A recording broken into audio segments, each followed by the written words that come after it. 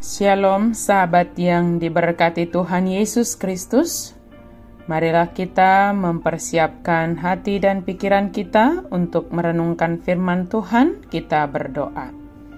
Kasih karunia dan damai sejahtera dari Allah Bapa dan dari anaknya Tuhan Yesus Kristus kiranya menyertai kamu sekalian.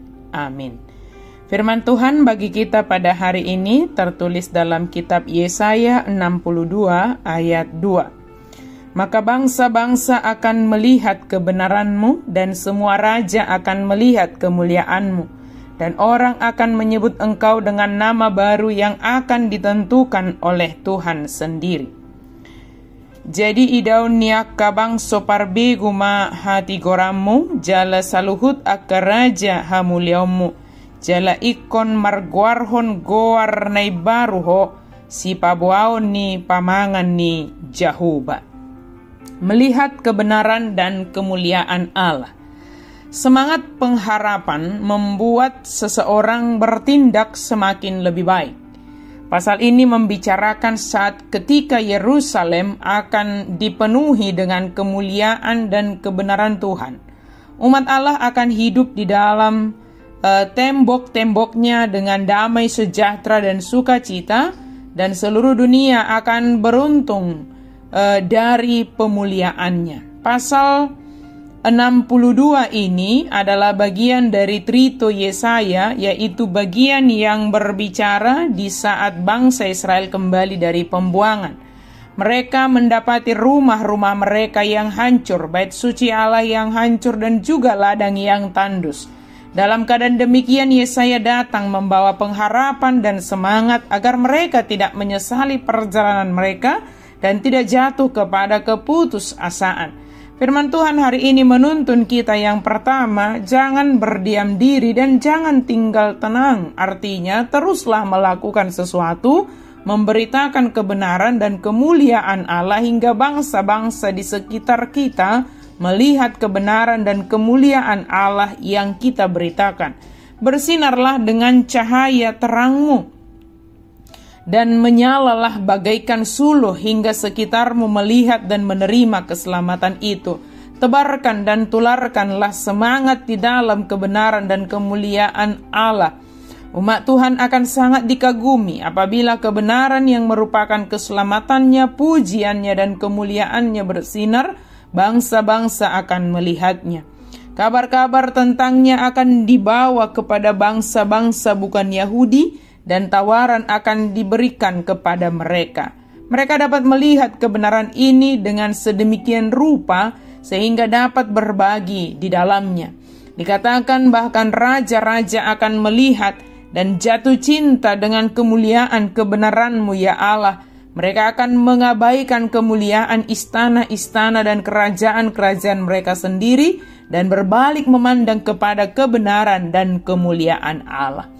Yang kedua, nama besar membuat orang menjadi besar di dunia dan mereka sangat dihormati karena itu.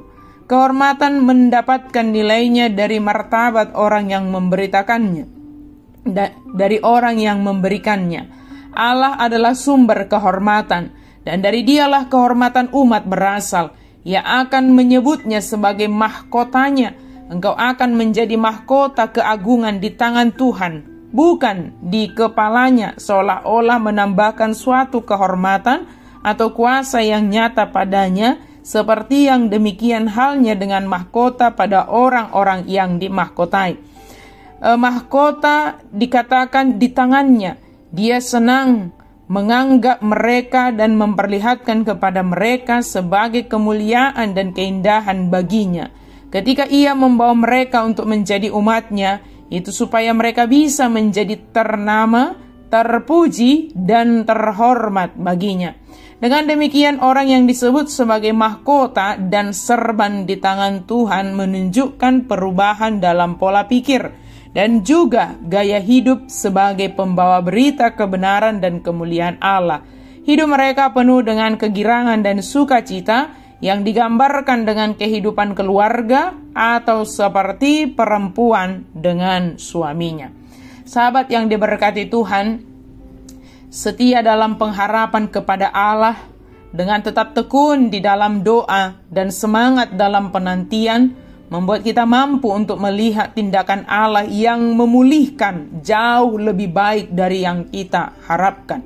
Sekalipun mungkin situasi kita saat ini seperti yang didapati oleh orang Israel ketika mereka kembali ke Yerusalem, keadaan mungkin hancur, keadaan mungkin secara ekonomi kita tandus, tetapi ingatlah ketika kita terus berharap kepada Tuhan, di sanalah kita diajari untuk selalu bersyukur dan terus berusaha semaksimal mungkin.